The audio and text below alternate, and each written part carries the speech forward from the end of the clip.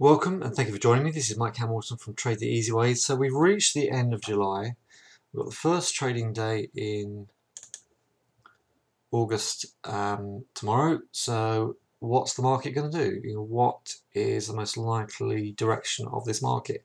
Well, you can see on this monthly chart of the S&Ps, we have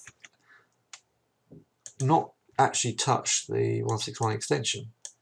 This month here, 3 months ago, we got very close to it here.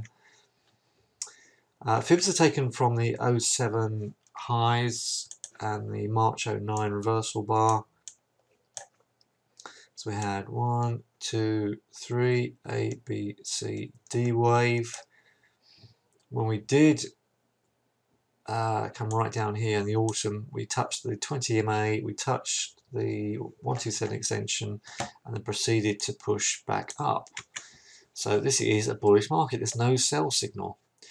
I think the key to this is there's no such thing as an extended market, firstly, and there's no such thing as a dead cert. So with no sell signal here, we need to be very careful. What we don't want to do is get very short and then see this market hit a higher high, hit a higher close, and then start running. But if you now drill down to the daily, sorry. Drill down to this daily, and what do you see? You see a market that certainly struggled on a Friday. Well, that's not too unusual. End of the month, end of the week, in the summer, low volumes, like traders on the beach. But you can see distribution pattern up here. Nice three-wave move to the downside, which is a common pattern. Push down to the 200 EMA, and then back up, and left us with a reversal bar. So we're under all this resistance at 2120 on the S&Ps, but we've got all the moving averages below us. So if on Monday we start to close higher, and certainly close above 2120, then this could go for a run. If we stay in this apex but get rejected at 2120, then I would look to get short. But with a sideways monthly chart and a daily chart that's above all the moving averages, we could just see a consolidation pattern come down here, test a support level, and hold and move across. So there is no sell signal. RSI is midline, so it's a pretty flat market, although I admit that is a lower close and a seller's bar on the Friday. But just wait at least until Monday and let's see what we get. Just flicking across the Dow, I mean the Dow is looking much more bearish. We closed underneath this fib zone here at 785. Engulf Thursday's bar, I've got all moving averages above us. The moving averages are beginning to close and looking like this could just roll over. So the S&Ps and the Nasdaq are holding higher than the Dow. Looks as if it's already put in a sell signal, or it's certainly got a heck of a lot more congestion above it. So what you could do is, if you are bearish, if your analysis tells you this is bearish, then try and get somewhere into this somewhere into this area here, and then just see if this can roll over. Jobs on Friday, non-farm payroll on Friday, UK rate decision on Thursday. It's not so much the rate decision in the UK that's important, it's the votes of the committee. If we do see a shift away from the complete voting for a rate freeze to 1 or 2, 3 or more people going towards a rate rise, then that could have an impact on the pound. But let's come to that in a minute. Concentrate on this one.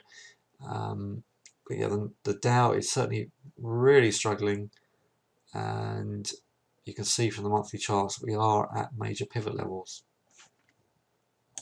Looking at the DAX is definitely more bullish. We closed higher, but we're squeezed under the congestion of the 20 and the 100 EMA. Pop through that on Monday, and then that's worth buying a pullback. Any other chart patterns, anything else we can see? Well, we had a big push up here, wave 2 down, holding in this area, So at the moment, a pullback to that area there could see us close above here.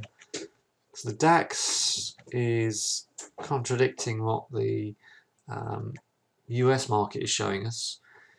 Easing is likely to carry on for at least another year, possibly slightly more in the Eurozone area. So that should, from past experience of the US market and the UK market, be of a great benefit to this market. So I certainly, if you're going to get short this, I would not get short down here unless I got a very good sell signal on Monday. But if I am going to get short the DAX, I would look to get short much closer to this level up here, around about 11,680, 750. Okay, so some mixed signals in the S&Ps, the Dows, and the DAX. So if you are unsure, just stand aside and don't trade it. So starting on Forex now, so we have the euro on the monthly chart here sitting underneath this fib level. So we had 1, 2, 3, 4, 5, 8, sort of P, C. Is that getting? I mean, it's hard to tell. I mean, when you get the consolidation period like this, and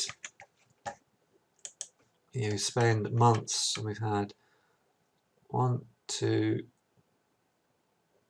3, 4, 5 months under this fib level here, with 2 blue bars and 3 red.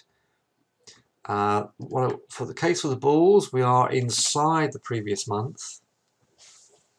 Case for the bears, we've got this 20 MA drifting lower. If we push a little bit higher, the consolidation could be over, and then we could get the next leg down. In terms of the indicators, we have an RSI that's come off the low.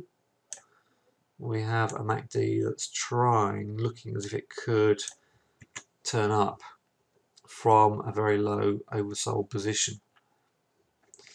Moving to the daily and look at the fibs, you can see that we're in a downward channel. The highs of the channel are getting sold, the lows of the channel have been bought. Seen some buying here, seen some buying here. We didn't get to the low of the channel.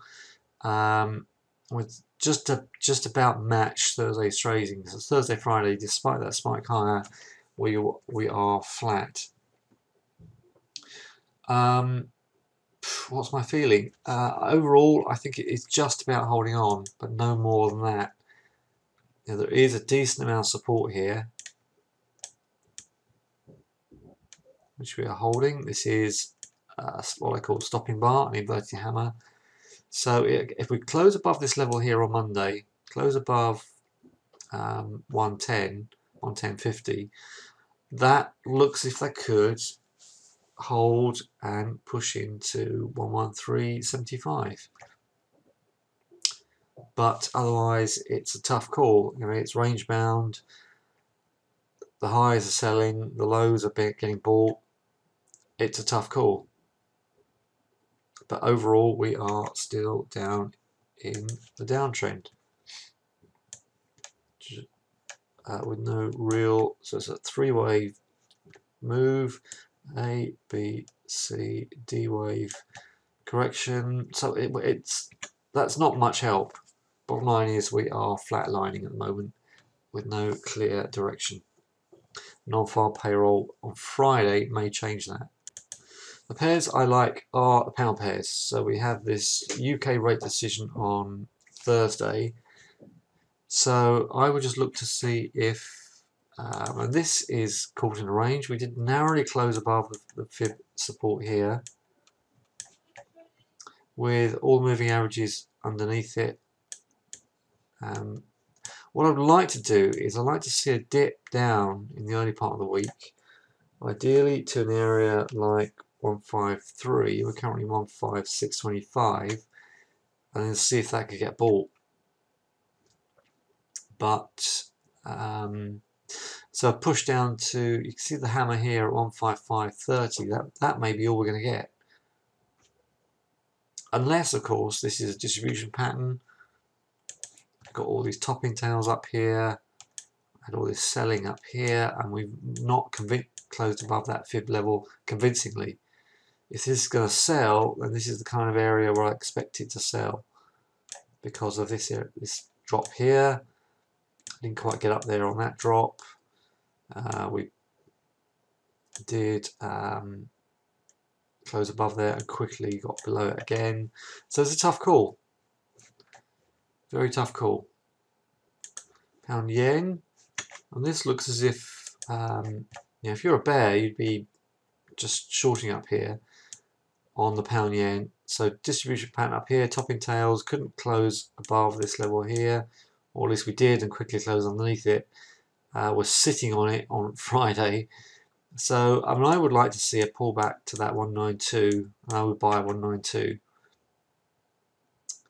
But I have to admit, we start closing down here underneath 193, and this could just roll over. We've not done a proper gap fill on this. This is why I kept buying it last week. The gap fill to me would be 195.20. Commodities got a bit of a boost on Friday because of the weak US data on Friday. Saw a dip in the dollar, which helped commodities, which helped commodity-related currencies like the Aussie and the CAD. I still think this is bullish. I still think there's plenty of room in this to hit 218, 220. So, but I would want to buy much lower, 211.50 on the pound Aussie